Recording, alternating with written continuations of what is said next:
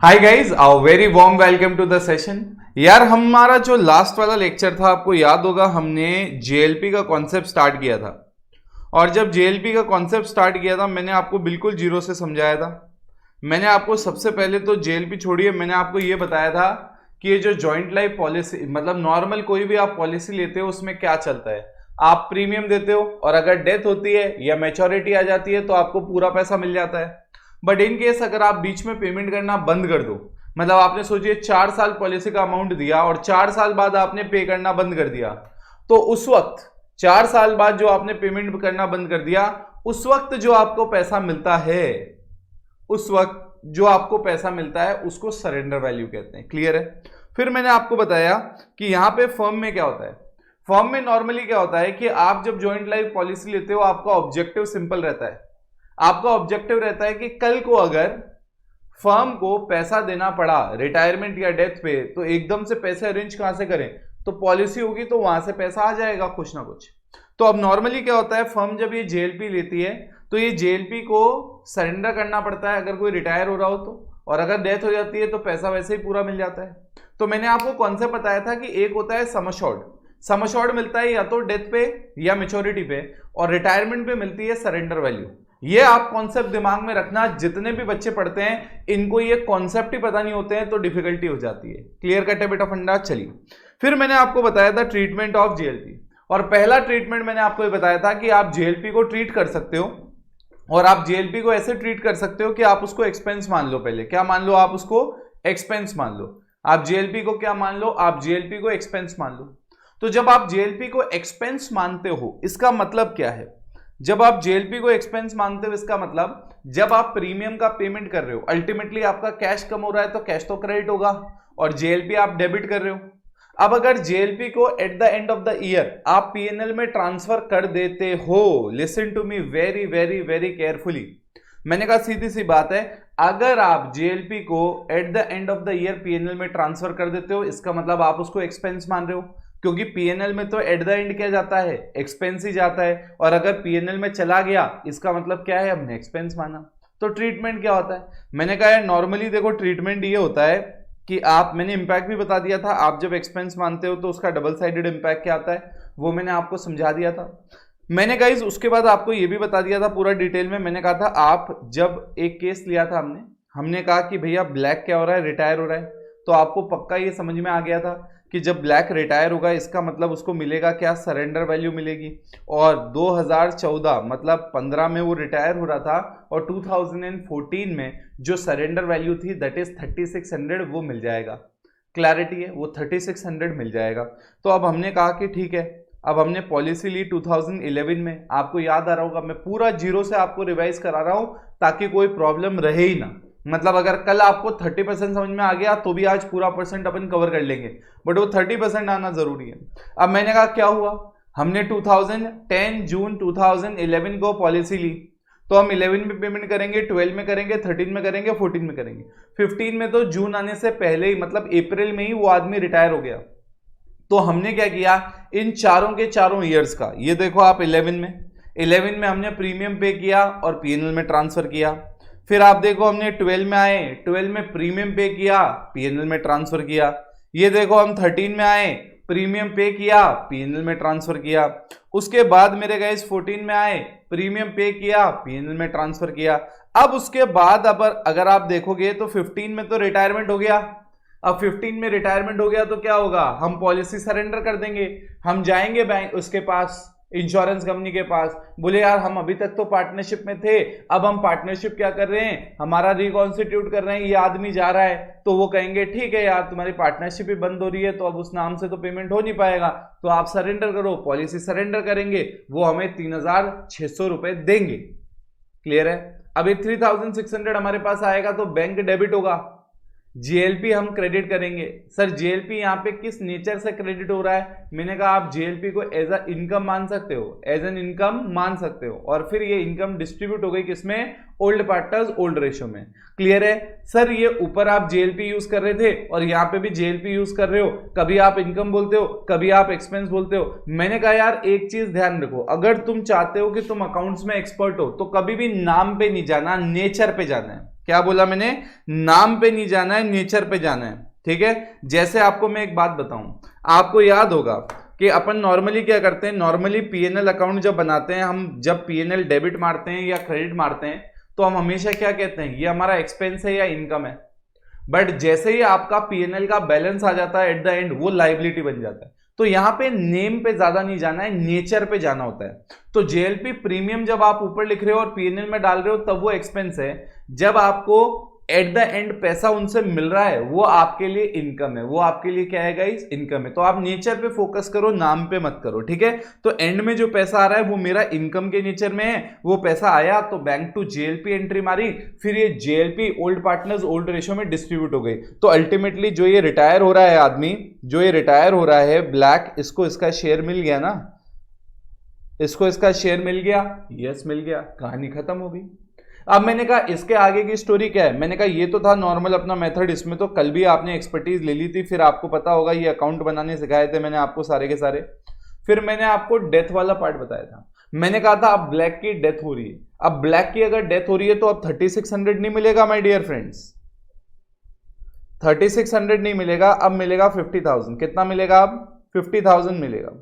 अब 3600 नहीं मिलेगा, अब मिलेगा 50,000 मिलेगा। क्योंकि मैंने आपको बताया था, क्या बताया था मैंने आपको बोला था कि जब डेथ होती है तो पूरा पैसा मिलता है। डेथ होती है तो क्या होता है? पूरा पैसा मिलता है, आधा पैसा नहीं मिलता। तो यहाँ ब्लैक की डेथ हुई है, अब 50,000 रुपीज पूरा मिलेगा।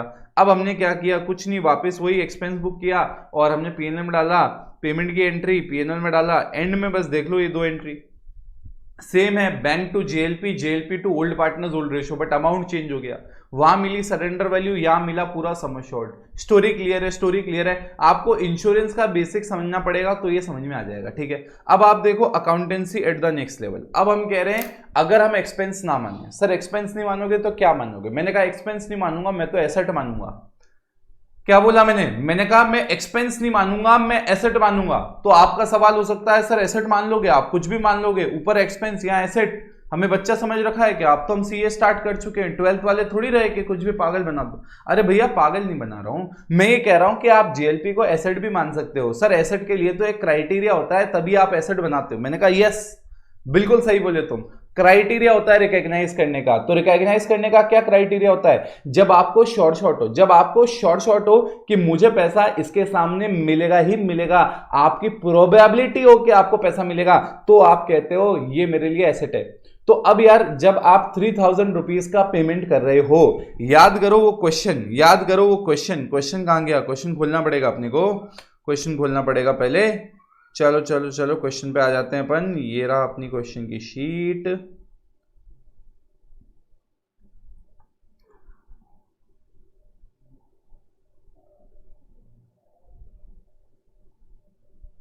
हाँ जी, ये आ जाओ क्वेश्चन की शीट। अब मैंने कहा यहां पे अगर आप गौर से देखोगे, तो मैंने कहा यहां पे गौर से देखोगे यहां से, तो यहां पे देखो सरेंडर वैल्यू ईयर 1। क्या बोला मैंने? ईयर 1। ईयर 1 पे सरेंडर वैल्यू क्या है? ईयर 1 पे सरेंडर वैल्यू है 0। क्लियर है? ईयर 1 पे सरेंडर वैल्यू है 0। इसका मतलब आप जब फर्स्ट ईयर में 3,000 पे कर रहे हो, कंपनी कहती है कि अगर आज तुमने पे करना बंद कर दिया 1 साल बाद, तो आपको एक भी रुपया वापस नहीं मिलेगा। जैसे ही आपने दूसरे साल का पेमेंट किया, अब सरेंडर वैल्यू हो गई 900। अब सरेंडर वैल्यू हो गई 900। इसका मतलब अब अगर आप पेमेंट करना बंद कर देते हो, आपको 900 रुपीज मिल जाएंगे। आ रहा समझे? आपने थर्ड ईयर का पेमेंट किया, उसके बाद आपकी सरेंडर वैल्यू हो गई 2000। अब अगर आप पेमेंट नहीं करते हो, आपको 2000 रुपीज मिल जाएंगे। वैसे ही फोर्थ ईयर के बाद सरेंडर वैल्यू हो गई 3600। तो कहने का मतलब है मैं ये जो सरेंडर वैल्यू है ना, इसको तो एसेट बना सकता हूं। ये सरेंडर वैल्यू को तो मैं एसेट बना सकता हूं कि भैया अगर आज मैं पेमेंट करना बंद कर दूं, तो मेरे को एटलीस्ट ये पैसा तो मिलेगा ही मिलेगा। तो एसेट का क्राइटेरिया फुलफिल हो रहा है ना। एसेट का क्राइटेरिया क्या कहता है? आपको श्योरिटी होनी चाहिए, आप श्योर होने चाहिए कि आपको इसके सामने पैसा मिलेगा, उसी को आप एसेट बनाओ। या तो पैसा मिले या कोई बेनिफिट मिले। तो हम श्योर हैं यार 3600 तो मिलेंगे ही मिलेंगे, अब तो एसेट बना सकते हैं। तो दूसरा तरीका ये भी है, दूसरा तरीका ये भी है कि आप एसेट बना लो। तो मैंने वैसे तो आपको कल ये एक ऐसा चार्ट भी बताया था, बट मैं आपको और इजी तरीका बता देता हूं। आप ये वाले तरीके से बना सकते हो अकाउंट। सर कैसे बना सकते हो? मैंने कहा देखो देखो यहां पे ये जो बैलेंस है, ये वाला कॉलम मैं अभी खाली छोड़ देता हूं और पीएनएल वाला खाली छोड़ देता हूं, ठीक है। बैलेंस वाला खाली छोड़ देता हूँ, पीएनएल वाला खाली छोड़ देता हूँ, तो आपको थोड़ा सा बेटर समझ में आएगा। देखो सीधी सी बात है, आप ये वाला अकाउंट खोलो, ये वाला अकाउंट आप खोलो और आप क्या करो, पहले साल तो देखो सीधा सा फंडा है, कोई सरेंडर वैल्यू है ही नहीं, तो इसका मतलब पहले साल जो भी आपने पेमेंट किया पूरा का पूरा जाएगा पीएनएल, ठीक है। अब दूसरे साल आपने फिर 3000 का पेमेंट किया, बट आज की डेट में अब आप देखिए पीएनएल वाला बैलेंस मत निकालिए, पहले आप ये देखिए कि हमने जो 3000 का पेमेंट किया, बैलेंस में सरेंडर वैल्यू आ गया 900, बैलेंस में सरेंडर वैल्यू आ गया 900, ये आप लिख दो भाई, जो आपको सरेंडर वैल्यू दे रखी है वो आप यहाँ पे लिख दो। अब किसी बच्चे का सवाल ही हो सकता है, सर ये बैलेंस क्या इंडिकेट करता है? मैंने कहा यार इधर आओ, इस अकाउंट का नाम क्या है? जेएलपी। यार जेएलपी अकाउंट, आप एक सीधी सी बात आप समझिए, दिमाग लगाने की कोशिश करिए। मैंने कहा जब आप जेएलपी अकाउंट की बात कर रहे हैं, मतलब आप क्या कर रहे हैं, आप एक एक्सपेंडिचर कर रहे हैं। आप समझने की कोशिश करिएगा, जब भी आप कोई ये पेमेंट कर रहे हैं जेएलपी का, आप एक एक्सपेंडिचर कर रहे हैं और आप इस एक्सपेंडिचर के दो पार्ट, एक्सपेंडिचर की स्टोरी आपको समझ में आनी चाहिए। एक्सपेंडिचर की स्टोरी कहती है कि अगर आप कोई भी एक्सपेंडिचर करते हैं और उस एक्सपेंडिचर का बेनिफिट आपको करंट ईयर में ही, मतलब फ्यूचर में नहीं मिलता, शॉर्ट नहीं होता, तो आप उसको एक्सपेंस मान लेते हो। बट अगर आप श्योर होते हो कि उसका बेनिफिट फ्यूचर में मिलेगा, तो वो आपका एसेट बन जाता है। तो जैसे ही आपने सेकेंड ईयर का पेमेंट किया, आप शॉर्ट हो गए, 900 रुपीज का बेनिफिट मिलेगा ही मिलेगा, तो आपने उसको एसेट बना दिया। तो इसलिए 3000 में से 90 तो आपने बैलेंस मान लिया, तो इसका मतलब यहां पीएनएल में कितना ट्रांसफर होगा? 2100। तो आप इसको बैलेंसिंग फिगर भी ले सकते हो, ज्यादा टेंशन वाली बात नहीं। वो ऊपर चार्ट जो था वो मैं दिमाग के और डीप में जाना चाह रहा था, एग्जाम पॉइंट ऑफ व्यू से आप समझिए, आप डायरेक्टली ऐसे भी निकाल सकते हो। अब आप देखो अगला वाला, अब मैंने कहा अगला ये 900 का बैलेंस आ गया, फिर आपने 3000 का पेमेंट किया। अब सेकंड ईयर के बाद आप देखो वैल्यू कितनी थी? 2000। तो आप आ जाओ, आप यहाँ पे एसेट की वैल्यू लिख दो 2000 के, भाई सेकंड ईयर थर्ड ईयर के बाद वैल्यू कितनी हो गई? 2000। तो अब बैलेंस देखो 3900 माइनस 2000, तो यहाँ पे पीएनएल में कितना जाएगा? 1900। तो आप इसको बैलेंसिंग फिगर के थ्रू भी निकाल सकते हो, वो भी चलेगा। अब आइए अगला साल क्या है वैल्यू? 3600। तो भैया बैलेंसिंग फिगर कितना आ गया? 1400। तो आप देख रहे हो पीएनएल में कितना जाएगा, वो डिपेंड करेगा कि आज की डेट में एसेट कितना है, क्योंकि एक्सपेंडिचर के दो ही पार्ट होते हैं, या तो वो एसेट बनता है या वो एक्सपेंस। तो जितना एसेट बन गया, जितना सरेंडर वैल्यू है उतना तो एसेट बन गया, आ रहा समझ में, और बाकी बैलेंस क्या हो गया? बाकी बैलेंस कहाँ चला गया? पीएनएल। अब देखो और भी रिसर्च, ये तो मैं अभी कल वाले तक आपको लेके आया हूं, लास्ट लेक्चर वाला। बाकी अब आगे वाला पार्ट अब आप देखो, जबरदस्त तरीके से अपन बैलेंस शीट देखते हैं। मैंने कहा ईयर वन आप देखो, ये जो एनालिटिकल पार्ट है ना, यही मजा है। मतलब आप अगर मेरे से पढ़ रहे हो और आपको लगता है कि आपको क्या एक एक्स फैक्टर मिल सकता है, नॉर्मली कोई बच्चा पढ़ता है, तो गाइस ये एनालिटिकल पार्ट है। मैं हमेशा बच्चे को कोशिश करता हूं कि मैं उसको एक एनालिटिकल पार्ट के थ्रू समझाऊं। मतलब मैं कभी भी ऐसा कोशिश नहीं करता बस बच्चे को बता दिया क्या होगा, आपके दिमाग के बिल्कुल अंदर डीप रूट तक कॉन्सेप्ट जाना चाहिए।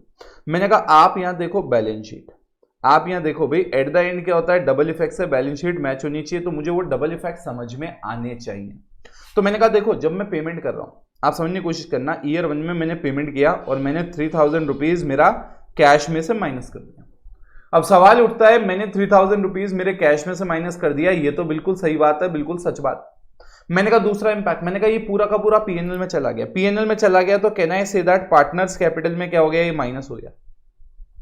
कितना माइनस हो गया? पार्टनर्स कैपिटल में से 3000 माइनस हो गया। आप समझना, यही मतलब एक्सप्लेनेशन ही मेन पार्ट है इसका, जो मैं अभी आपको देने वाला हूं, ठीक है। अब ईयर टू में आओ, ईयर टू में जब आप आए, अब आप देखो ईयर टू में आके वो देखो, अब मैंने कहा आपने कैश में से माइनस किया 3000, पेमेंट तो इतना ही हुआ, 3000 ही हुआ पेमेंट, तो कैश में से तो 3000 ही माइनस होगा। बट आप जब यहां पे देखोगे, अब ईयर टू में देखोगे, तो आपके पास ये जेएलपी अकाउंट में बैलेंस है और जेएलपी अकाउंट में डेबिट बैलेंस है। इसका मतलब आपने जेएलपी को बैलेंस शीट में दिखा दिया 900, जेएलपी को बैलेंस शीट में दिखा दिया 900। इसका मतलब क्या मैं ये कह सकता हूं कि पार्टनर्स कैपिटल में जो इंपैक्ट गया, जो लॉस गया, वो गया सिर्फ 2100 ही लॉस गया, क्योंकि 900 तो हमने लॉस बांटा ही नहीं, हमने उसको एक्सपेंस माना ही नहीं, हमने तो उसको किस तरफ दिखाया है? एसेट साइड दिखाया है। स्टोरी क्लियर है? चलिए आइए। अब मैंने कहा अपन आते हैं ईयर 3 में। चलिए ईयर 3 में आप बैलेंस शीट बनाइए और बैलेंस शीट को फिर विजुअलाइज करिए। पेमेंट किया मेरे प्यारे दोस्तों आपने कैश में, कितने का पेमेंट किया मेरे प्यारे दोस्तों? आपने किया 3000 रुपीज का। आपने कितना जेएलपी को एसेट बनाया? आपने कितना जेएलपी को एसेट बनाया ये बताइए मुझे आप। कहां गया यार 2000? तो मैं अब यहां पे आया और मैंने कहा जेएलपी को मैंने एसेट बनाया 2000 बनाया ना, ओके। तो मैंने यहां पे जेएलपी को एसेट बनाया, मतलब 2000 में से आप देखो 900 तो आपके पास पहले ही था, तो मैं यहां पे प्लस की बात करूं तो 1100 प्लस हुआ। भाई एसेट ये तो क्यूमुलेटिव चल रहा है, आप समझने की कोशिश करना। ये जो जेएलपी में 2000 दिख रहा है ये क्यूमुलेटिव है, पिछले साल का जोड़ के। तो वैसे ही पिछले साल 900 तो बना चुका था, तो नया कितना बनाया 1100। तो इसका मतलब आपने 3000 में से 1100 तो नया एसेट बना दिया, तो 1900 आपने काम बुक किया पीएनएल में। आप चेक कर लो, ऐसा ही हुआ। अब मैं आया बैलेंस शीट, 4th ईयर की बैलेंस शीट में कैसे इंपैक्ट आपने डाला? तो मैंने कहा आप बैलेंस शीट में आए, आप बैलेंस शीट में आए, आपने कैश में कहा कि मैंने पेमेंट किया 3000 रुपीज का, और मैंने जेएलपी अब 2000 से बढ़ा के कर दिया कितना 3600।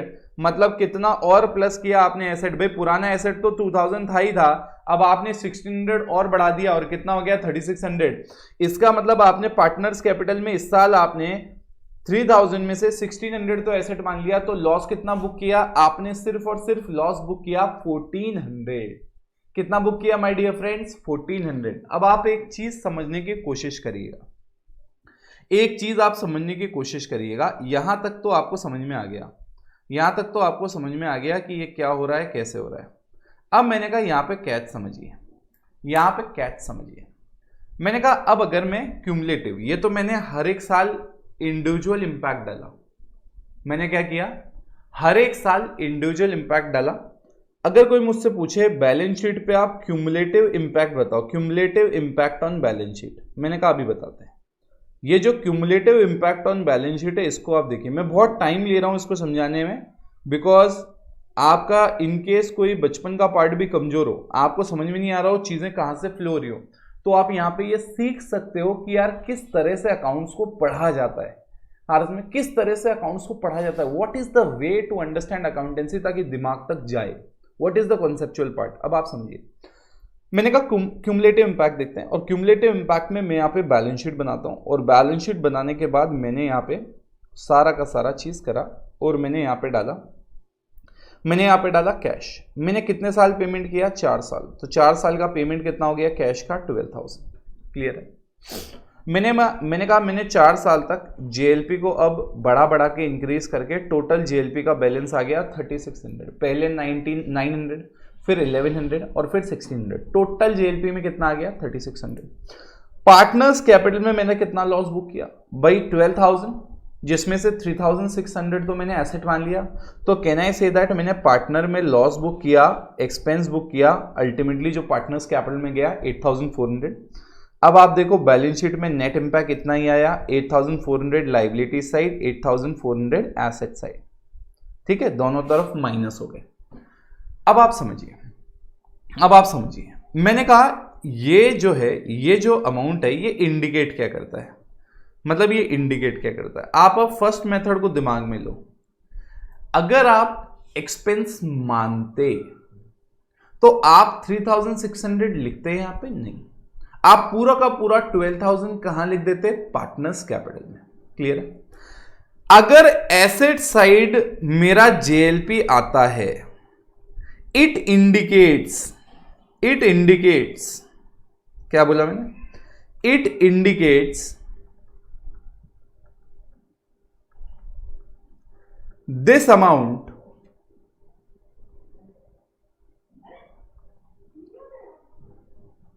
Already distributed between the partners. Sir ये क्या बात बोल दी? मैंने कहा यही तो बोल रहा हूं, एनालिसिस बैलेंस शीट का, बिटवीन द पार्टनर्स। समझिए, आप एक बात याद करिए, आपका गुडविल आता था एसेट साइड। अभी अपन ने भी क्वेश्चन किए थे रिटायरमेंट के एडमिशन में, तो हम ये क्या कहते थे, अगर बैलेंस शीट में एसेट साइड गुडविल आ रहा है तो उसको राइट ऑफ करो। वो इंडिकेट क्या करता है, वो इंडिकेट करता है अगर एसेट साइड गुडविल आ रहा है कि पार्टनर्स ने ये गुडविल को एसेट मान के अपने में पहले से ही अपनी कैपिटल में इंक्लूड कर रखा है और अब हमें हटाना है, अब हमें क्या करना है, हटाना। वैसे ही अगर आपको बैलेंस शीट में जेएलपी अकाउंट दिखता है 3600, तो ये इंडिकेट करता है कि ये 3600 का उनकी कैपिटल में ऑलरेडी एनहेंसमेंट इंक्रीज हो चुका है। सर कैसे हो चुका है, मैंने कहा एक बात देखो, अगर मैं नॉर्मली एक्सपेंस मेथड फॉलो करता तो पार्टनर को मैं माइनस करता 12,000 रुपीज से, यस के नो। बट मैंने जब ये वाला मेथड फॉलो किया तो आप देखो पार्टनर को मैंने माइनस किया सिर्फ 8,400 से। तो कैन आई से दैट मैंने पार्टनर्स के अकाउंट में 3600 का लॉस कम बुक किया। क्या बोला मैंने, लॉस कम बुक किया, ठीक है। इसका मतलब क्या मैं कह सकता हूं, पार्टनर का जो कैपिटल बैलेंस है इसका मतलब मैंने 3600 से प्लस कर दिया यार। मैंने कम बुक किया, इसका मतलब मैंने लॉस क्या किया, कम बुक किया। इट इंडिकेट्स व्हाट, कि मैंने पार्टनर्स कैपिटल इनडायरेक्टली 3600 से बढ़ा दिया ना, क्योंकि मैंने 3600 से कम, मतलब मुझे 12,000 से माइनस करना था, मैंने सिर्फ 8,400 से माइनस किया। इसका मतलब उनका कैपिटल बैलेंस ऑलरेडी 3400 से 3600 से क्या है, ज्यादा है। समझ में आ रहा है आपको। तो इसका मतलब जब भी आपको जीएलपी बुक्स में दिया हुआ होता है, इसका मतलब ये पार्टनर्स में ऑलरेडी डिस्ट्रीब्यूटेड है, ठीक है। इसका मतलब जब आपको एंड में ये रिटायर होगा और आपको पैसा मिलेगा और आप ये एंट्री मारोगे, bank account debit 3600 to JLP 3600, आप मेरे प्यारे बच्चों इसके बाद में डिस्ट्रीब्यूशन की एंट्री नहीं मारोगे। सर ऐसा क्यों, मैंने कहा याद करो, वही जेएलपी अकाउंट जो ऊपर था वो मैं जेएलपी अकाउंट यहां वापस बना रहा हूं, वहीं से जो कैरी फॉरवर्ड हुआ था। याद करो 15 अप्रैल, मतलब सबसे पहले तो आप देखो 1 जैन को बैलेंस आएगा भाई, इस अकाउंट में 1 जैन को बैलेंस आएगा और वो 1 जैन 2015 को बैलेंस आएगा। आप लिखोगे टू बैलेंस ब्रॉट डाउन, और my dear friends you will write here 3600, yes के नो, आप बैलेंस लिखोगे। फिर आप देखो 15 अप्रैल 2015 को ये ऊपर वाली एंट्री आएगी और आप यहां पे जेएलपी को क्रेडिट करोगे और आप क्या लिखोगे, बाय बैंक, कितना लिखोगे 3600। तो कैन आई से दैट जैसे ही आपका ये डेबिट का बैलेंस था आपने जेएलपी को क्रेडिट कर दिया, तो अल्टीमेटली अब जेएलपी में कोई बैलेंस बचा ही नहीं। अरे यस के नो, समझ में आ रहा है, इतना डीप रूटेड है बेटा। मतलब नॉर्मली बच्चा पढ़ता है ना तो ये एंट्री रट्टा मार लेता है, मैंने आपको एक एक चीज लॉजिक बताई। अब आप एक काम करो, ये वाला जो इम्पैक्ट है, ये वाला जो इम्पैक्ट है जो मैंने आपको समझाया, आप प्लीज ये वाला लिखो, फिर अपन आगे की तरफ बढ़ेंगे, फिर अपन आगे की तरफ बढ़ेंगे। ये पहला वाला केस था, जब रिटायर होता है तो सरेंडर वैल्यू ऑलरेडी एग्जिस्ट करती है, मतलब वो ऑलरेडी डिस्ट्रीब्यूटेड है। तो जब पैसा मिलता है उसकी हम रिसीव करने की एंट्री मारते हैं, डिस्ट्रीब्यूट नहीं करते क्योंकि वो ऑलरेडी डिस्ट्रीब्यूटेड है।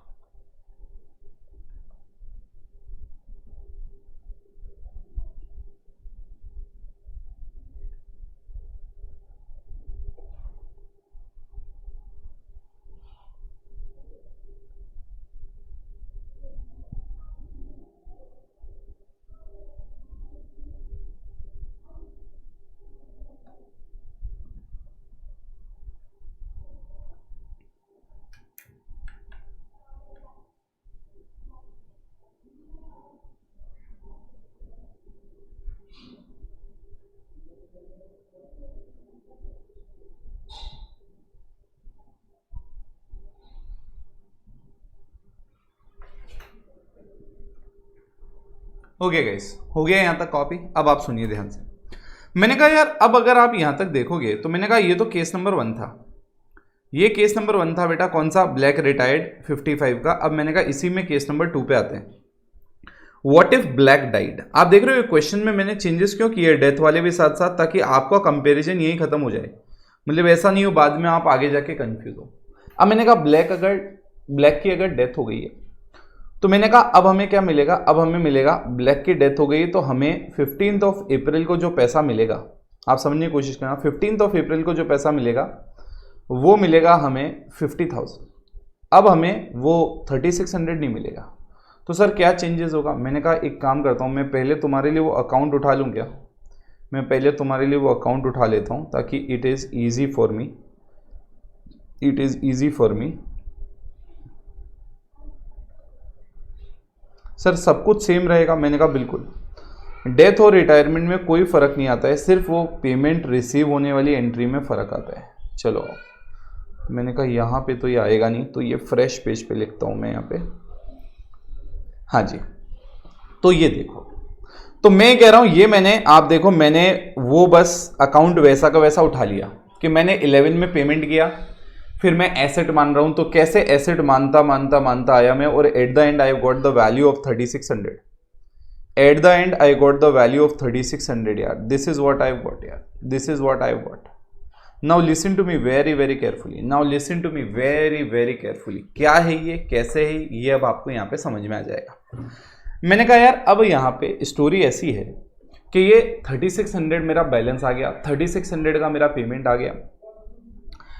मैंने कहा अब ना मैं जब 1 Jan 2015 आएगा ना, आई विल राइट हियर कि माई balance is how much, my balance is 3600। But you know that on 15th of April 2015, I will receive from the insurance company how much? On the death of Black, I will receive 50,000. So now can you see? In case of retirement, I was saying I am receiving 3,600 and I have already distributed amongst the partner 3,600. But where here if you look at, the case is different. I am receiving 50, but I have already distributed 3,600. So it means on 15th of April, it means on 15th of April, Red's capital, the remaining amount that I have, I will distribute between red, white and black. Red, white and black. मैं इन तीनों में क्या करूंगा, ये distribute कर दूंगा। Red, white and black, मैं इन तीनों में ये डिस्ट्रीब्यूट कर दूंगा। कितना है जो डिस्ट्रीब्यूट करूंगा, देखो ना यार, 50 माइनस मतलब 46,400। तो एक बार पीएसआर देखो ना, पीएसआर क्या था, 5:3:2। तो 5:3:2 में बांटो ना यार फटाफट, क्या इसमें दिक्कत है। तो 46,400 divided by 10, we got 4650। So 4650 into 2, so इसका आता है 9280 डिवाइडेड बाई 2 मल्टीप्लाइड बाई 3, इसका आता है 13920 डिवाइड बाई 3 मल्टीप्लाइड बाई 5, इसका आता है 23200। Am I guys making sense, am I making sense, yes I am making sense. तो अब आप देखो ये आपने बांट दिया। अगर आपको यही जर्नल एंट्री मारने को बोलते तो आप क्या करते, 2 जर्नल एंट्री मारते, एक कौन सा, बैंक टू जेएलपी 50, और फिर डिस्ट्रीब्यूशन का JLP to red white black कितना 23,200, 13,920, 9280।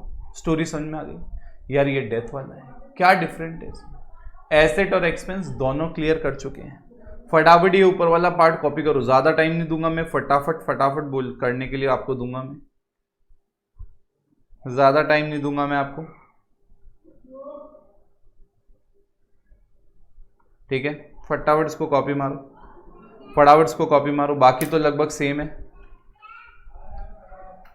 बाकी तो लगभग सेम है, सिर्फ लास्ट वाला पार्ट ही चेंज है, बट अब कॉपी तो पूरा ही मारना पड़ेगा, बीच में कैसे मारोगे, तो इसलिए पूरा दिखा रहा हूं। बट फटाफट स्पीड रखना, ज्यादा टाइम नहीं दूंगा मैं।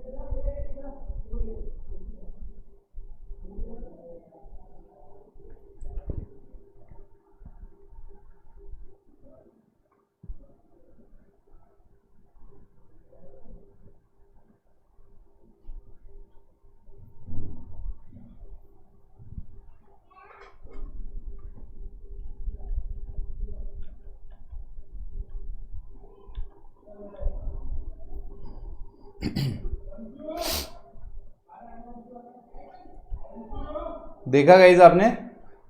फटाफट इसको कॉपी मारो यार, जल्दी इसको कॉपी मारो गाइस, आराम से इसको जहां आपको लिखना है, कुछ आपको लिखना है प्लीज आप लिख लेना ताकि याद रहे। मैंने वैसे आपको हर एक चीज लिखवा दी है, बट फिर भी इफ यू फील लाइक कि नहीं कुछ और है, देख लेना अपने हिसाब से। हाँ जी गाइस, तो स्टोरी हो गई क्लियर? कॉपी मार लिया आपने? कॉपी मार लिया गाइस? ओके। तो मैंने कहा गाइस आप देखो, हमने ये सेकंड वाला पार्ट भी कर लिया और सेकंड वाला पार्ट एसेट वाला भी क्लियर हो गया। अब थर्ड एक और तरीका है, बट ये थर्ड वाला तरीका ना इतना यूज में नहीं आता है। थर्ड वाला तरीका जो है मेरे प्यारे बच्चों इतना यूज में नहीं आता है। तो थर्ड वाला मेथड अपन लिख तो लेते हैं, but again I am saying it is not use that much, इतना यूज नहीं होता। तो थर्ड वाला क्या है वो मैं आपको बता देता हूँ। थर्ड वाला क्या है वो मैं आपको बता देता हूँ। थर्ड वाला मेथड है JLPR method, JLP reserve method. ये एक चीज याद रखना, ये इन शॉर्ट तुम्हारा एक्सपेंस वाला मेथड ही है, बस थोड़ा सा इसमें टेक्निकलिटीज अलग है। बाकी इन शॉर्ट क्या है, एक्सपेंस मेथड वाला ही इंपैक्ट आता है। मैं आपको समझा देता हूं। ये ऊपर वाला क्वेश्चन ही ले लेता हूं मैं, और ऊपर वाले क्वेश्चन को ही मान लेता हूं कि मैं JLPR मेथड से कर रहा हूँ, क्योंकि इसका ज्यादा यूजेज नहीं है प्रैक्टिकल। तो मैंने कहा ऊपर वाला ही मैं मान लेता हूं। तो मैंने कहा देखो सीधी सी बात है, नॉर्मली आप जब 10 जून 2011 को आप पेमेंट कर रहे हो, आप समझना सिर्फ इसमें इंपैक्ट देखना और कुछ नहीं। तो मैंने कहा आप यहां पे एंट्री मारोगे पेमेंट वाले time JLP premium account debit, JLP premium account debit, let's say कितना 3000 bucks टू, आप एंट्री मारोगे यहां पे कैश और आप 3000 लिख दोगे। ठीक है बेटा, एंट्री मार के दिखा रहा हूं एक ईयर की, बस एक ईयर की, आगे कुछ नहीं बताऊंगा मैंने कहा ये यहां पे 3000 रुपीज आ गया। अब मैंने कहा 2 ईयर की मारनी पड़ेगी, पहले में तो सरेंडर वैल्यू 0 है। चलिए अब आप क्या करोगे, 31 दिसंबर को आओगे। अब आप क्या करोगे, अब आप जितना आपने प्रीमियम पे किया उतना का उतना आप P&L अकाउंट को डेबिट मारोगे, that is 3000, and you will credit what, you will credit a new account named as JLPR account, JLP reserve account, JLP reserve account. ठीक है 3000। मैं आपको लॉजिक बताऊंगा ये मेथड क्यों है, बट पहले आप समझ लो। तो अब आप देखो अभी तक हुआ क्या, अभी तक ये हुआ कि आपने P&L को डेबिट मार दिया 3000 से। आप देख रहे हो P&L को डेबिट मार दिया 3000, तो इसका मतलब जितना प्रीमियम था वो P&L में एज एन एक्सपेंस चला गया। मतलब इसीलिए तो ये कौन सा मेथड है, एक्सपेंस मेथड है। इसीलिए कौन सा मेथड है, एक्सपेंस मेथड है। अब आप सुनिएगा मेरे को बिल्कुल ध्यान से, बिल्कुल दिमाग लगा के आप मुझे सुनिएगा। मैंने कहा ये वाला यहां तक तो हो गया, मतलब इसमें कोई प्रॉब्लम नहीं। अब मैंने कहा अब इशू क्या है आगे। अब इशू ये है कि आज की डेट में आपके JLP अकाउंट में बैलेंस है, JLP मतलब JLP प्रीमियम। अब अगर JLP अकाउंट में बैलेंस है इसका मतलब ये एसेट हो गया। अब अगर आप एसेट साइड 3000 दिखा दोगे तो ये तो गलत है, क्योंकि आपका एसेट कितना रिकॉग्नाइज हो सकता है, maximum at the surrender value. बोले बिल्कुल सर, बिल्कुल सही है सर। तो मैंने कहा अब आप क्या करोगे, 31 दिसंबर को एंट्री मारोगे, मतलब जितना आपने JLP प्रीमियम को ज्यादा डेबिट कर रखा है, वापस सुनिएगा मेरी बात को ध्यान से, आपने JLP अकाउंट को जितना भी ज्यादा डेबिट कर रखा है सरेंडर वैल्यू से, उतने से वापस क्रेडिट मार दो। तो इसका मतलब पहले ईयर में तो मैं JLP प्रीमियम को पूरा का पूरा 3000 से क्रेडिट मार दूंगा, क्योंकि आज की डेट में सरेंडर वैल्यू तो 0 है। स्टोरी समझ में आ रही है? और मैं वैसे के वैसा ही मेरे JLPR को, JLP रिजर्व को डेबिट मार दूंगा। तो आप देख रहे हो इसका मतलब क्या हो रहा है, ये कुछ नहीं, घुमा फिरा के वहीं पे वैसे ही कर रहे हैं जैसे एक्सपेंस में है, बट एक तरीका है इसलिए पढ़ाना पड़ रहा है। स्टोरी समझ में आ रही है? वापस पहली एंट्री नॉर्मल आपकी पेमेंट की एंट्री होती है। दूसरी एंट्री आप पीएनएल डेबिट मारोगे, तो पीएनएल डेबिट मारते ही आपने जेएलपी को क्या कर दिया, एक्सपेंस बुक कर दिया, ये भी क्लैरिटी है। बट आप यहां पे क्रेडिट मारोगे जेएलपीआर को, जेएलपी रिजर्व को।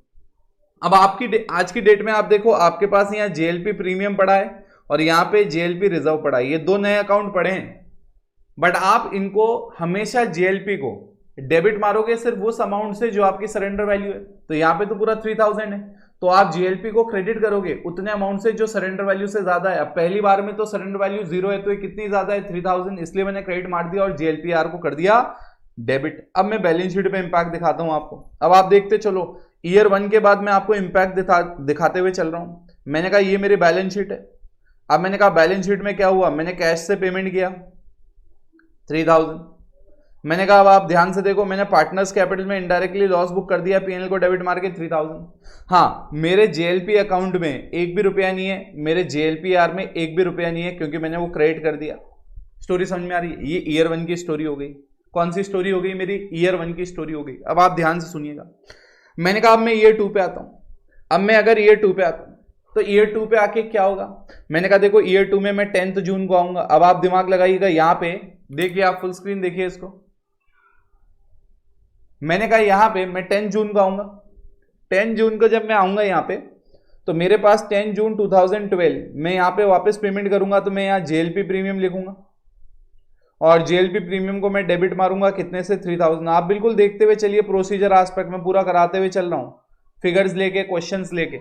क्वेश्चन नंबर नहीं है बस इस बार, बस ये ध्यान रखना, बाकी क्वेश्चन में सब कुछ वही है। 2 क्या होगा यहाँ पे, 2 कैश आ जाएगा। 2 कैश कितना, 3000। नरेशन आप पास कर दोगे। उसके बाद आगे की स्टोरी, उसके आगे की स्टोरी ये है मेरे प्यारे बच्चों की। अब आप 31 दिसंबर को पहुंचोगे।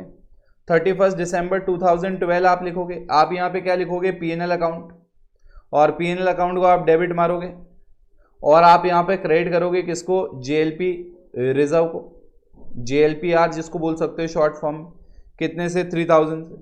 अब जैसे ही पीएनएल में 3000 बुक हुआ, ये तो वही एक्सपेंस वाला मेथड आ गया, अल्टीमेटली इंपैक्ट तो वही जा रहा है। बोले हाँ, बट ठीक है, क्या है ये मेथड भी समझाऊंगा, लॉजिक क्या है वो भी समझाऊंगा। अब आप 31 को आओ।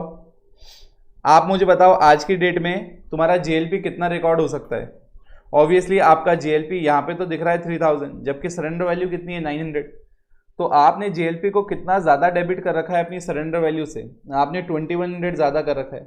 तो आप एक काम करो, आप जेएलपी को क्रेडिट मारो, जेएलपी को क्रेडिट मारो, जेएलपी प्रीमियम को कितने से क्रेडिट मारोगे आप, 2100 से, और आप उसी के सामने जेएलपीआर को डेबिट मार दो उसी के अमाउंट से। ये कुछ नहीं है यार, ये एडजस्टिंग मेथड है। मैं आपको लॉजिक बताऊंगा क्यों है ये मेथड, क्या इंपैक्ट देता है, क्यों हम ऐसा फालतू वालतू चीजें सीख रहे हैं, वो भी मैं आपको बता दूंगा, इसका लॉजिक भी बता दूंगा। स्टोरी है, समझ में आ रही है।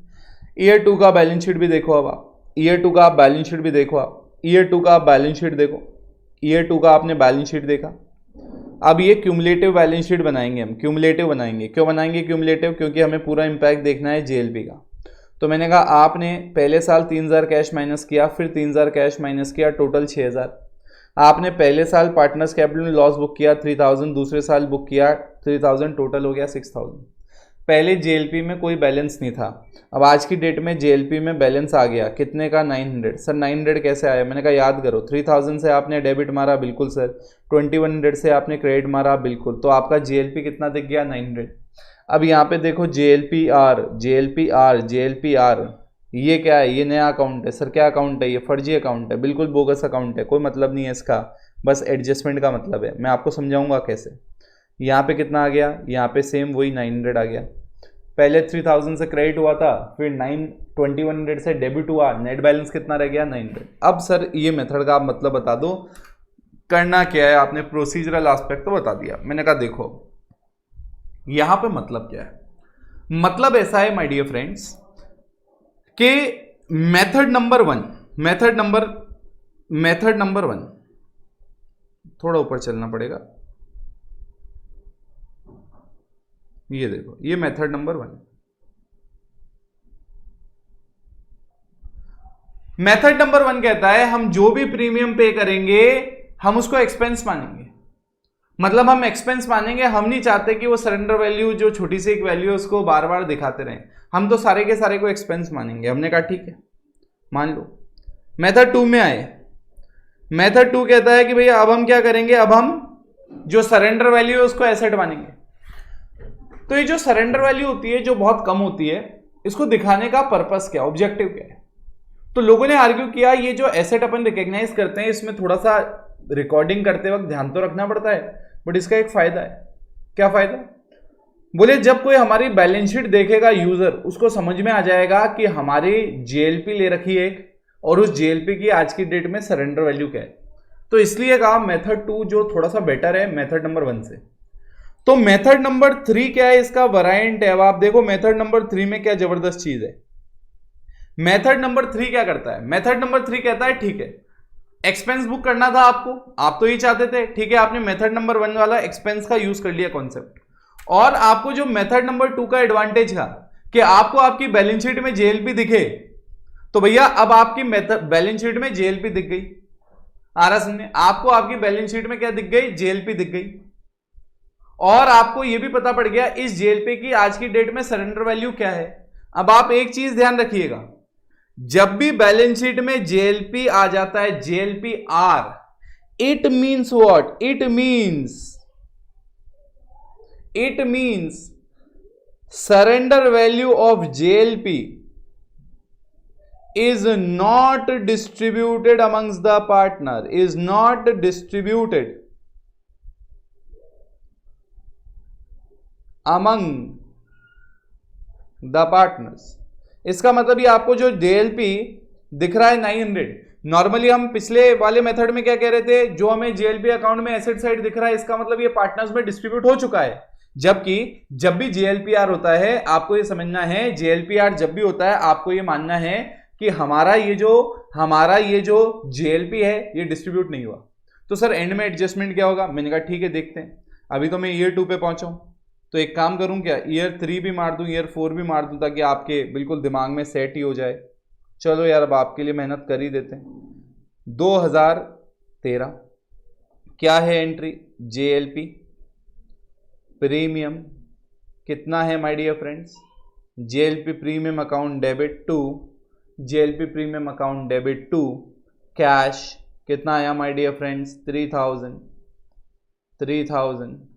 मैंने कहा उसके बाद 31 दिसंबर आया 2013, पीएनएल से हमने बैलेंस उठाया 3000, कहाँ डाल दिया? हमने डाल दिया जेएलपीआर, तो जेएलपी रिजर्व में डाल दिया। स्टोरी समझ में आ रही है? फिर अब एक और एंट्री मारेंगे। एक और एंट्री क्या होगी? जेएलपी को कम करना, जितना ज़्यादा आ रहा है सरेंडर वैल्यू से। चलिए यहाँ लिखेंगे 13, यहाँ पे एंट्री मारी जेएलपीआर मतलब जेएलपी रिजर्व। आप देख रहे हो प्रोसीजरल है यार, प्रोसीजरल है। आप देखो जेएलपी में ऑलरेडी कितना बैलेंस था? 900, यहाँ कितना और आ गया? 3000, टोटल कितना हो गया? 3900। वैल्यू कितनी है आज की डेट में? Surrender value 2000। कितना ज़्यादा है ये सरेंडर वैल्यू से? 1900। तो आप 1900 इसको क्रेडिट कर दोगे ताकि इसकी वैल्यू जो रह जाए वो कितनी रह जाए? इसकी वैल्यू रह जाए 2000, जो कि आज की डेट में इसकी सरेंडर वैल्यू है। स्टोरी क्लियर है? अब मेरे को वापस बताने की ज़रूरत तो नहीं है,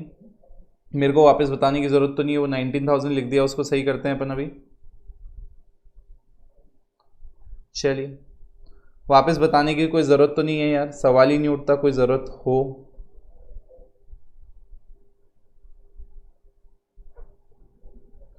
ये लो अपने पेस्ट कर दिया, ईयर चेंज कर देते हैं बस। अब देख रहे हो आप अमाउंट चेंज होगा, यहाँ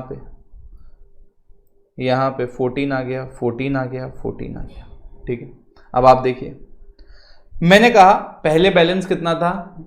टोटल 2000, कितना पेमेंट और किया? 3000, कितना हो गया? 5000। आज की डेट में सरेंडर वैल्यू क्या है? 3600, तो 1400 अपन को इसमें से कम करना पड़ेगा। तो मैंने वो जो ज़्यादा था सरेंडर वैल्यू से वो क्रेडिट मार दिया। स्टोरी समझ में आ रही है? अब मैंने कहा मैं पेमेंट करूंगा। अब मैंने कहा वो आ गया समय कौन सा? जून वाला, अप्रैल वाला। रिटायरमेंट होता है जी, रिटायरमेंट होता है। मेरे पास बैंक में क्या आता है? मेरे पास बैंक में आता है क्या? पैसा आता है। कितना? 3600। अब एक चीज़ आप ध्यान रखो, ये जो मैं आपको क्या बोला था, मैंने कहा था कि जब JLPR आता है और JLP भी आता है, इसका मतलब पैसा डिस्ट्रीब्यूट नहीं हुआ। आप देखो, आप JLP नाम से एक एसेट भी दिखा रहे हो, उसके सामने JLP रिजर्व नाम से एक लाइबिलिटी भी दिखा रहे हो, दोनों बोगस हैं। आपने सिर्फ इसलिए दिखाया बैलेंस शीट में कि पार्टनर्स को डिस्ट्रीब्यूट हो, नहीं, आपने इसलिए दिखाया बैलेंस शीट में ताकि यूजर को पता पड़े एक JLP है और उसकी सरेंडर वैल्यू ये है। तो आपने एक एसेट भी दिखाया, एक लाइबिलिटी भी दिखाया, इन शॉर्ट वो जीरो हो गया।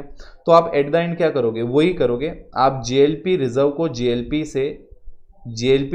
JLP से पहले तो कैंसिल कर दोगे। कितने से कैंसिल करोगे, 3600 से आप कैंसिल कर दोगे। ठीक है, आप समझने की कोशिश करो, आप JLP को कैंसिल कर दोगे कितने से, 3600 से। क्लियर है बेटा फंडा? आ जाओ।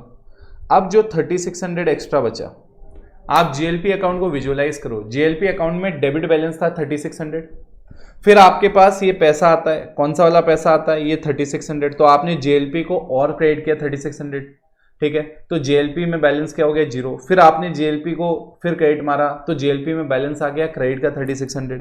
अब ये डिस्ट्रीब्यूट हो जाएगा, किस में, पार्टनर्स में। तो कौन कौन पार्टनर्स हैं, मैंने कहा JLP अकाउंट डेबिट होगा, और JLP अकाउंट डेबिट होगा, कितने से डेबिट होगा, 3600 से। किस में जाएगा, ये जाएगा रेड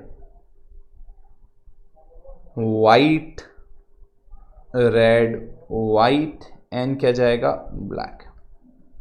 मैं आपको अकाउंट बना के भी दिखाऊंगा अभी JLP का, ताकि आपको पूरा का पूरा विजुअलाइजेशन और बेहतरीन तरीके से हो जाए। यहाँ पे 720 1080 और यहाँ पे 1800, ठीक है। अब मैंने कहा एक बार अकाउंट विजुअलाइज करवा देता हूँ मैं, ताकि तुम्हारे को ऐसा कन्फ्यूजन ना रहे। मैंने कहा ये देखो, JLP प्रीमियम या JLP अकाउंट, जो भी आप नाम लिखना चाहते हो, यहाँ पे आए 1 जनवरी 2015 को आपके पास बैलेंस है, इसमें इस अकाउंट में बैलेंस है, कितने का बैलेंस है, इसमें बैलेंस है 3600 का, ठीक है।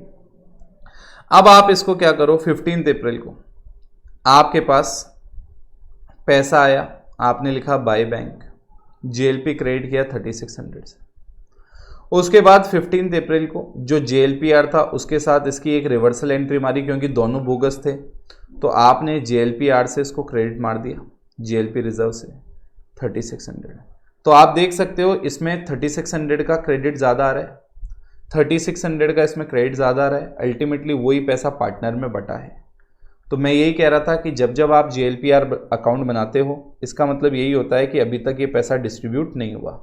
मैं आपको फिर बता दूं, जब जब JLPR अकाउंट खुलता है, JLP अकाउंट में जो बैलेंस दिखता है वो बोगस होता है, सिर्फ इसलिए होता है दिखाने के हिसाब से, वो ये इंडिकेट नहीं करता ये पार्टनर्स में डिस्ट्रीब्यूट हो चुका है। मेथड है यार, प्रोसीजर है। समझने वाला जो लॉजिक था वो सिर्फ मेथड 1 और मेथड 2 में था, मेथड 3 प्रोसीजरल है।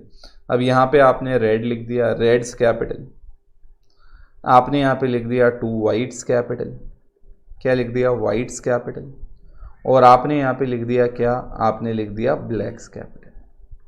स्टोरी समझ में आ रही है? 720 1080 1800।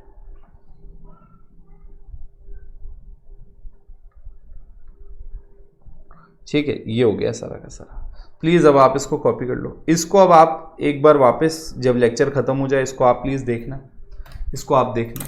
अल्टीमेटली मैंने जैसा शुरुआत में कहा था, ये वैसा ही है कि आपने क्या किया, एक पर्टिकुलर चीज़ को एक्सपेंस बुक कर रहे हो, ये मेथड वही है, बट बोगस एक एसेट दिखा रहे हैं, एक लाइबिलिटी दिखा रहे हैं। ये इंडिकेट नहीं करता है कि हमने पार्टनर्स में वो बांट दिया है।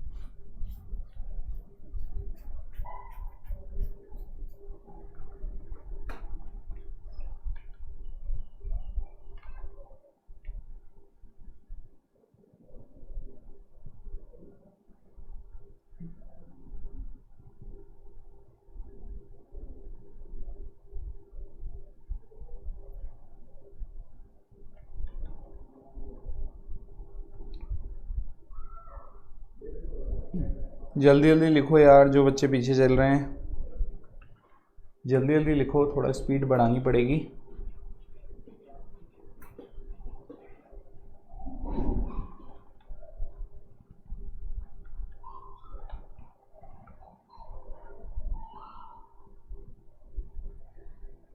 गैस देखो यहाँ पे लिखवा रखा है मैंने कि जब जब JLPR हो it means surrender value of JLP is not distributed among the partners.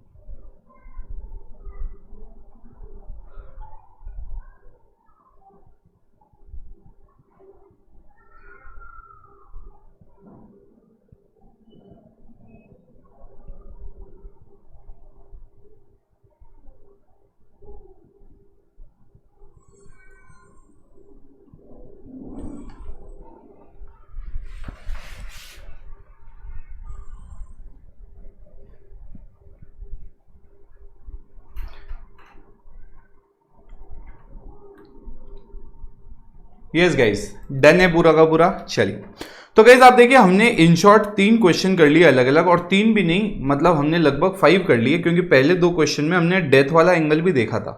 ठीक है, अब आप देखिए मैं क्या कहना चाह रहा हूं। अब मैं आता हूं क्वेश्चन नंबर 56। अब 56 बड़ा क्वेश्चन है, मैं आपको सॉल्व नहीं करवाऊंगा, मैं सिर्फ आपको JLP वाला एडजस्टमेंट बताऊंगा। ठीक है, सिर्फ JLP वाला एडजस्टमेंट बताऊंगा, आपको बाद में सॉल्व करने का है। देखो यहाँ पे JLP दे रखा है और कितना दे रखा है 20,000। जैसे ही आपने जेएलपी देखा 20,000, फटाफट आपकी अब नजर क्या जानी चाहिए गाइस, ये मेथड जो हमने पढ़े, मतलब आप देखो पिछला पूरा लेक्चर 1 आवर 15 मिनट्स अप्रोक्स का, वो पूरा का पूरा जेएलपी, आज वाला पूरा का पूरा जेएलपी 1 आवर, मतलब मैंने 2 आवर 15 मिनट्स में मैंने सिर्फ जेएलपी पढ़ाया कॉन्सेप्चुअल। अब क्यों? ताकि यहां पे अब आपको बड़े क्वेश्चन में यूज समझ पाए। देखो यहां पे जेएलपी दे रखा है 20, इसका मतलब ये तो पक्की बात है ये सरेंडर वैल्यू है, क्योंकि बुक्स में सिर्फ सरेंडर वैल्यू आती है, चाहे आप एसेट बनाओ चाहे आप जेएलपी रिजर्व मेथड। अब आप देखो क्या यहाँ पे जेएलपीआर दिखता है? क्या यहाँ पे आपको जेएलपीआर दिखता है? नहीं दिखता जेएलपीआर। क्या यहाँ पे जेएलपीआर दिखता है? नहीं दिखता। इसका मतलब ये क्या है? ये डिस्ट्रीब्यूटेड है, ये ऑलरेडी डिस्ट्रीब्यूट हो चुकी है, ठीक है, ये 20,000। अब देखिए क्या है आगे, ए वॉन्ट्स टू रिटायर, क्या है? A wants to retire. आगे क्या लिखा है? JLP was taken on 1/1/2010 for 1 lakh and its surrender value as on 31/12/2015 was 25,000। अब आप एक बार ये एडजस्टमेंट देखो और आप मुझे एक बार बताओ कि तुम्हारे हिसाब से इसमें क्या होना चाहिए। सिर्फ जेएलपीआर का चाहिए मुझे, आगे सॉरी जेएलपीआर क्या, जेएलपी का चाहिए। आप देख लो ऊपर कितनी है, बैलेंस शीट में वैल्यू आ रही है 20,000। एक बार आप मुझे सोच के बताओ इसका क्या होगा। मैं आपको ऑलरेडी पढ़ा चुका हूं, एनालिटिकल पार्ट है, एक बार आप दिमाग लगाओ, अदरवाइज मैं तो हुई बताने के लिए, मैं तो आपको बताऊंगा ही बताऊंगा ये सारा।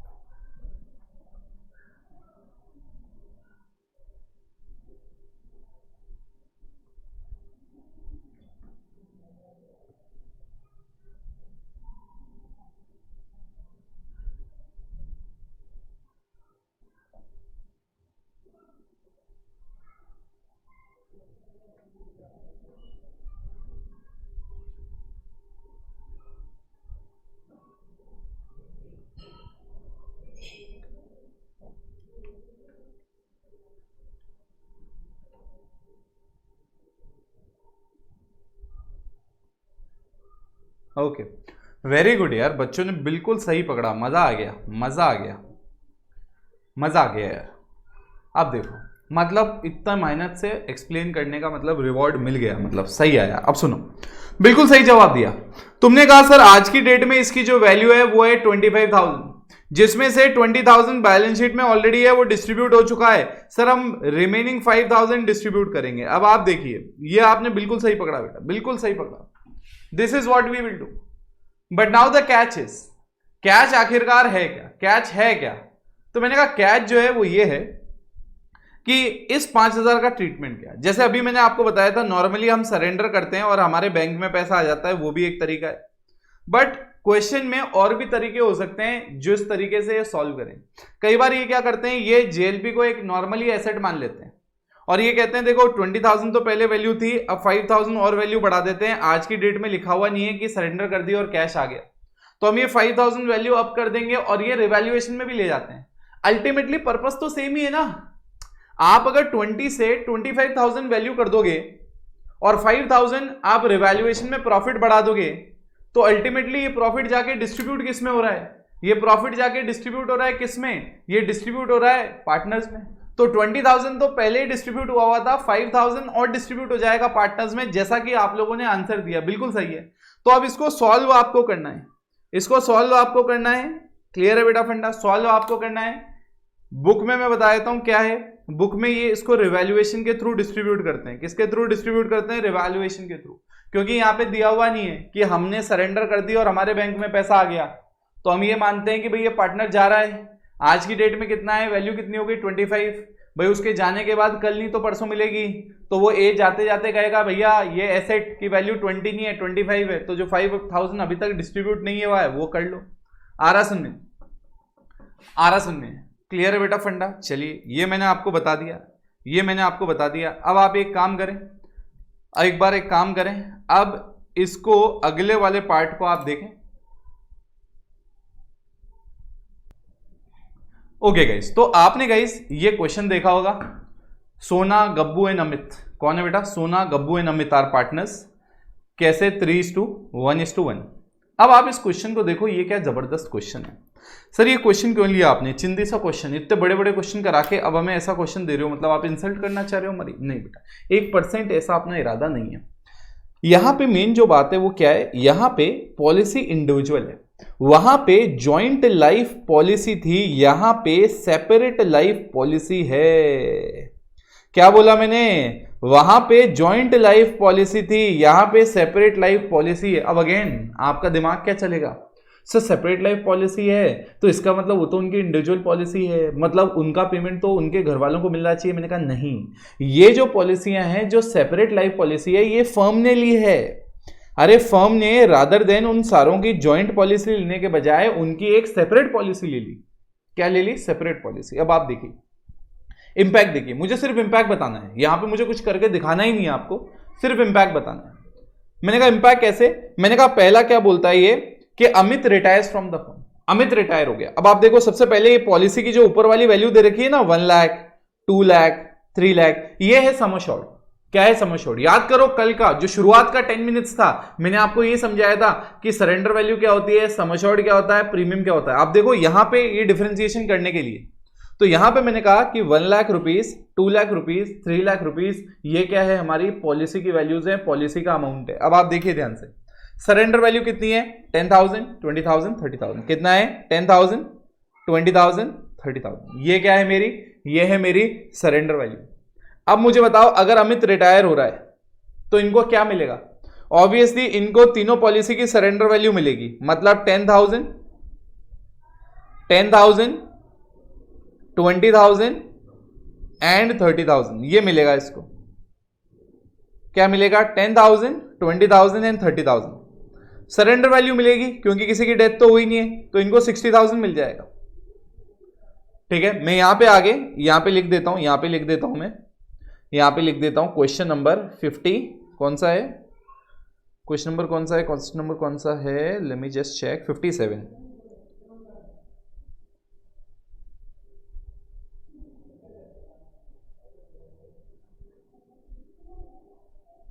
चलिए, मैंने कहा यहां पे अगर आप देखोगे तो अगर पहला वाला केस है जहां अमित रिटायर होता है, तो अमित अगर रिटायर हो रहा है मतलब डेथ तो हो नहीं रही है, बिल्कुल सही बात है। इसका मतलब क्या है?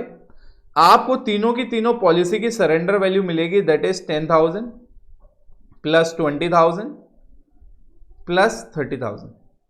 मतलब क्या मिलेगा आपको? टोटल मिलेगा 60,000 रुपीज। इसका मतलब आप समझ रहे हो ना क्या होगा? यहां पे सिर्फ यही बताना है कि पैसा कितना मिलेगा, बट आपको तो इसके आगे की कहानी भी पता है कि ये 60,000 आएगा।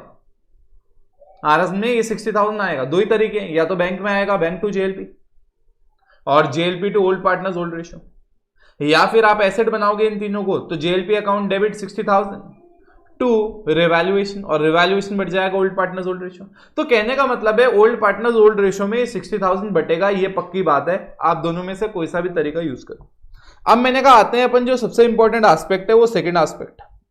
अमित की डेथ हो जाती है, अमित डाइड, अमित की डेथ हो जाती है। अब देखो यहां पे है कैच, आ जाओ वापस अब क्वेश्चन पे। अमित की डेथ हो जाती है, अमित की डेथ हो जाती है, तो अब अमित का तो सम अश्योर्ड मिलेगा। आप समझ रहे हो? अरे सोना जिंदा, गब्बू जिंदा, तो इन दोनों का तो सरेंडर वैल्यू मिलेगा। तो यहां पे अमाउंट जो होगा, अमाउंट रिसीव्ड या रिसीवेबल डाल देता हूं, वो कितना हो जाएगा भाई? 10,000 तो सोना का, 20,000 गब्बू का, और भैया वो आदमी मर गया, 3 लाख रुपए उसका तो सम अश्योर्ड मिलेगा। तो टोटल पैसा जो है जो बटेगा वो है 3,30,000 old partners old ratio. Story समझ में आ गई? अरे सोना डाइड है क्या, अमित नहीं है क्या? ओके सॉरी यार Amit, I am extremely sorry for Amit. चलो उल्टा कर देते हैं। तो मैंने कहा सोना का सम अश्योर्ड मिलेगा, अमित नाराज हो जाएगा।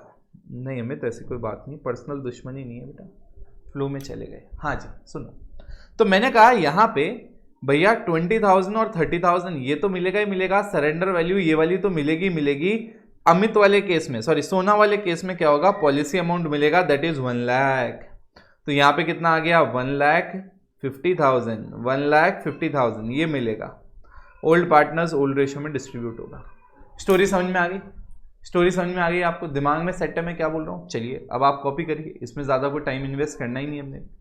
फटाफट कॉपी मारिए, फटाफट कॉपी मारिए गाइस। ये आपका जीएलपी हो गया 0 से लेके 100 तक।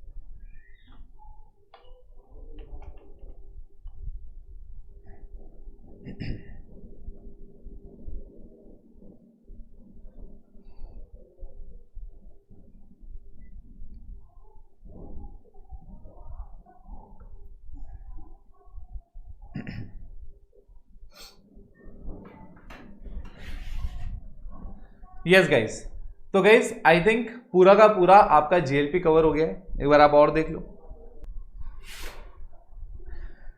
सो गाइस देख लिया आपने। अब आपको एक डाउट आ सकता है इसमें, जैसे नॉर्मली आपको ये डाउट आ सकता है कि सर अगर अमित रिटायर हुआ तो सर इन दोनों की सरेंडर वैल्यू क्यों मिल रही है? दूसरा, जब सोना की डेथ हुई और जो पूरा पैसा मिला वो तो सोना को जाना चाहिए, बाकियों में भी क्यों डिस्ट्रीब्यूट हो रहा है? तो मैंने कहा उसका सुनो मेरे प्यारे बच्चों, ये है सेपरेट लाइफ पॉलिसी। तीनों की पॉलिसी अलग अलग ली है, बट इनका पैसा किसने दिया था? फर्म ने। फर्म में तो तीनों के तीनों पार्टनर है। तो आज अगर अमित रिटायर होके जा रहा है तो अमित ये भी कहेगा ना, भाई तुम दोनों की जो पॉलिसी के पैसे जाते थे वो तो फर्म से जाते थे और फर्म में कंट्रीब्यूशन मेरा भी था। अरे अगर सोना ने और गब्बू ने खुद की अलग पॉलिसी ले रखी होती, खुद अलग पेमेंट करते तो हमें कोई प्रॉब्लम ही नहीं थी। वो तो अलग ही, वो तो फर्म बात ही नहीं करेगी उनकी। फर्म तो बात कर रही है वो अलग अलग पॉलिसी जो फर्म ने ली है, फर्म पैसे भरती है। तो भैया अमित रिटायर होते होते कहेगा ना, तुम्हें ये जो पैसा मिलेगा बाद में, जो आज की डेट में शॉर्ट है सरेंडर वैल्यू, हमें पैसा मिलेगा ही मिलेगा, उसमें मेरा भी तो शेयर है। वैसे ही सोनू और गब्बू भी अमित को कहेंगे, तू आज जा रहा है बेटा, पॉलिसी सरेंडर कर रहे हैं अपन, तो ये जो 30,000 आ रहा है ना, इसका पैसा फर्म ने दिया था, तो ये 30,000 भी हमें भी बटेगा। वैसे ही जब सोना की डेथ हो जाएगी और 1 लाख रुपए मिलेंगे, तो ये जो गब्बू और अमित है ये भी कहेंगे, बोले बेटा देख सोना के रिप्रेजेंटेटिव को कहेंगे, सोना तो नहीं रही, कि भैया देखो ये जो 1 लाख रुपए मिल रहे हैं ये भले ही सोना की सेपरेट पॉलिसी में मिल रहे हैं, बट इसका प्रीमियम फर्म देती थी, उसका नुकसान हम तीनों पीएसआर में बेयर करते थे, तो जो पैसा आएगा वो भी हम तीनों में पीएसआर में बटेगा। ठीक है गाइस? अब गाइस आप आधा 1 घंटा लेके ना ये जेएलपी अपने दिमाग में सेट कर लीजिएगा। ठीक है, हाफ एन आवर 1 आवर लेके आप जीएलपी अपने दिमाग में सेट कर लीजिएगा, ताकि आप लोगों को कोई प्रॉब्लम ना हो। तो मिलते हैं अगले सेशन में। तब तक आप यहां तक रिवाइज कर लीजिएगा। Till then take care, bye bye.